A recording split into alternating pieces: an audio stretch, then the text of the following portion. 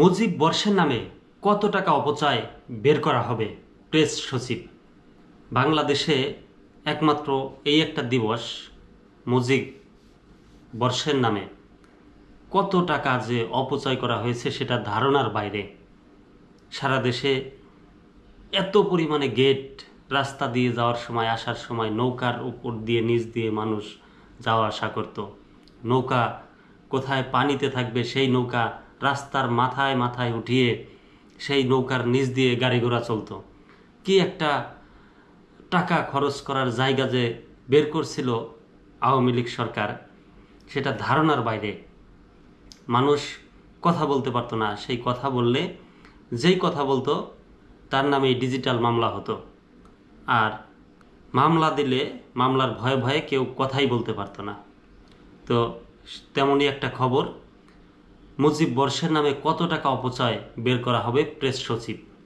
যত টাকা এই মুজিব বর্ষে খরচ করা হয়েছে ওই টাকা দিয়ে বাংলাদেশ আমার মনে হয় আরও 15 বছর চলতে পারত। একটা ধারণা এস্টিমেট করলাম, এর চেয়ে কম হবে না। কারণ প্রতিনিয়ত আমি যখন ধানমন্ডি 32-এ থাকতাম তখন দেখতাম ওইখানে যতবার প্রোগ্রাম হতো শেখ মুজিবরের বাড়ির সামনে ততবারই প্যান্ডেল করা হতো। একদিনের জন্য প্যান্ডেল করতো, পরের দিন আবার নতুন করে প্যান্ডেল করা হতো।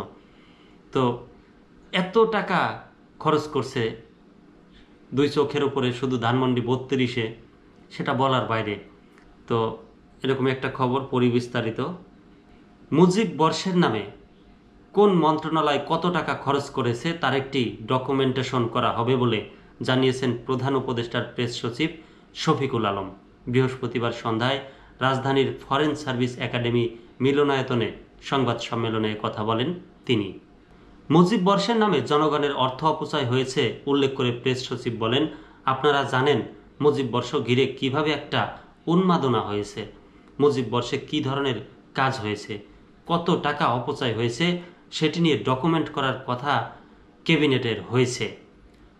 মুজিব বর্ষের নামে কোনো কোনো অর্থ মন্ত্রণালয় কত টাকা খরচ করেছে তা নিয়ে ডকুমেন্টেশন হবে জানিয়ে তিনি বলেন, মুজিব বর্ষের নামে কোন কোন মন্ত্রণালয় কি কি খাতে কত টাকা অপচয় করেছে তার একটা তালিকা করা হবে।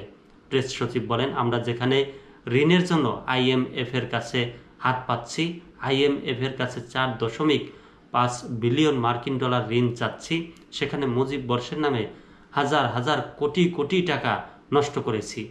কিছু মুরাল বানিয়েছি, কিছু স্ট্যাচু বানিয়েছি, শুধু সরকারি কোষাগার থেকে টাকা গিয়েছে, বিষয়টা তা না।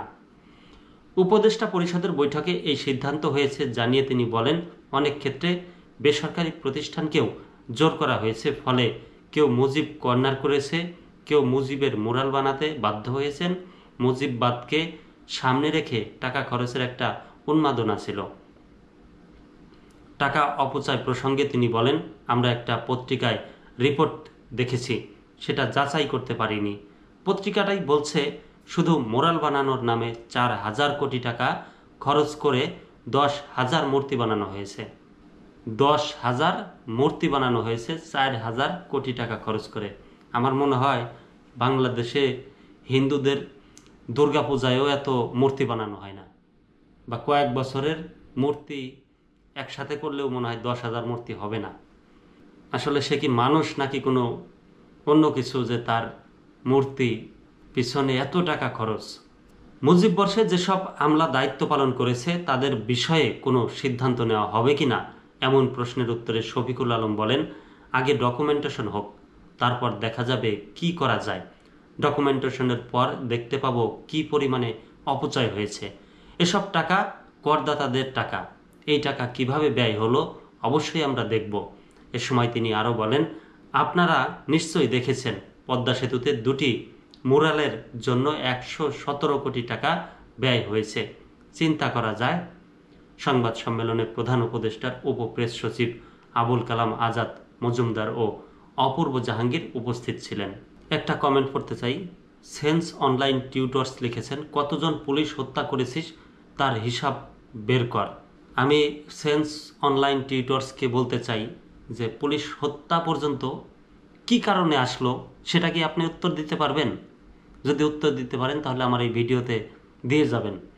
কেন হত্যা হবে? এটা তো সবার প্রশ্ন। পুলিশ হত্যা কেন হবে? পুলিশ যাতে না হত্যা হতো, না হত্যা করা হতো, সেই কাজগুলো আপনারা করতেন, তাহলে পুলিশ হত্যা হতো না। ছাত্ররাও তো অনেক জীবন দিয়েছে, তার কথা তো আপনি বললেন না।